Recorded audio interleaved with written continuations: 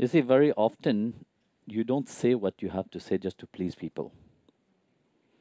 You know, and when you want to please people by being untruth towards yourself, then you're hypocrite towards yourself. So you are the biggest hypocrite. You know, so just to please others, you say something nice to please them. You don't mean it. There is many like that. I see that every day. You know. So hypocrites are everywhere. You know, especially on the spiritual path. You know. People appeared very nice, so humble, whatever, but they're not truth toward themselves. You know. Why somebody is not truth toward oneself? So out of fear, it's true. Fear of not being accepted, fear of misunderstanding, fear of not getting what one want. So many factors. That's why one use nice word. But actually you have to be yourself. And to be oneself, you have to know yourself, really. Sometimes you think, if you will never say that you have come here, because fear of how your family will judge you, how your family what will say to you. Yes or no? No. So you will not tell them. But to whom are you untruth? Toward them or towards yourself? Towards yourself. You will see, love have three kind. You have a charming, you have the familiar one, and you have the divine one. Three. The charming one, you know very well how it is. You like to charm, to seduce. You use nice word. You have how long does it last? It doesn't last long. I see. All these are the charming ones. Are there as a game. The moment you get what you want, that game is over. Many marriages you see like this. When it becomes so unfamiliar, what happened? Finish. That enthusiasm, that love that was there at the beginning of the charming time disappeared. Then it become normality. Boredom. There is no excitement at all in your life. That's a charming love. All the youngsters do that. The moment they enter, they do that, and then they get what they want, and it's finished. Would they be happy? No, they were not. Because what happened will carry on. Then you have the familiar one. The familiar love is you're familiar with people that you know. For example, your friends, your people which is close to you, you feel a certain familiarity with them. But yet, it doesn't give you that deep satisfaction. Because in the familiarity also is like that. You will be happy the moment your friend tells you something which is you don't want to hear. Your friend become your enemy. You forget about what is the true friendship stand for. Because you want to hear what you want to hear. As long as your friend flattered you, it's fine. But the moment they tell you something that you don't want to hear, friendship is out. You forget it so quickly. Then again, you're bored. You want to move on to the next. You see, this is how people are. The familiarity, play the game, then after that you move on.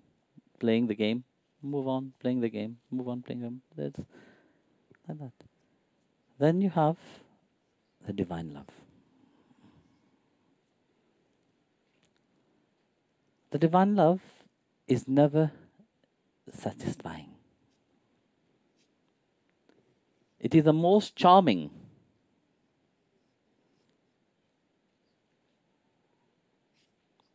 Because it never gives you the fulfillment of everything. Because the moment you become fulfilled, because you have not yet transcended this mind, what happened? It become normality. But in the divine love, it doesn't allow that normality to take. Because it keeps increasing. It is renewing itself continuously. More when you think that you have already reached there, you think, no.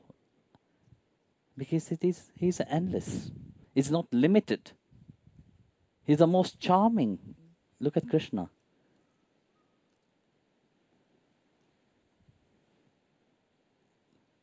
There is no boredom because it keeps you busy.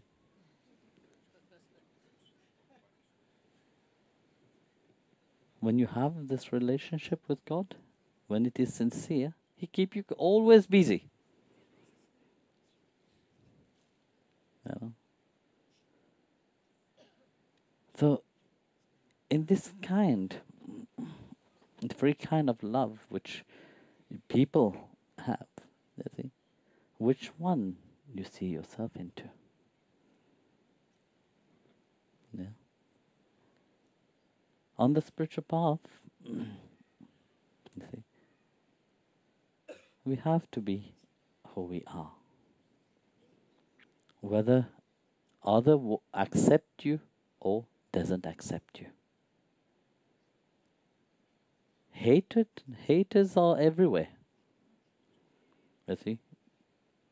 Do you think people are happy when you're happy? No, they are never happy. They will throw a stone at you. But if you, on your journey towards your destination, if you stop at every dog's throwing a stone to them, do you think you will reach your destination? You will not. Because those who hate you, even if you walk on water, what would they say? They will say, you're walking on water because you don't know how to swim. know? And if you're dancing on water, they will say you are upraising dust. So you will never be happy. Because they are not happy themselves. So, be yourself, you know.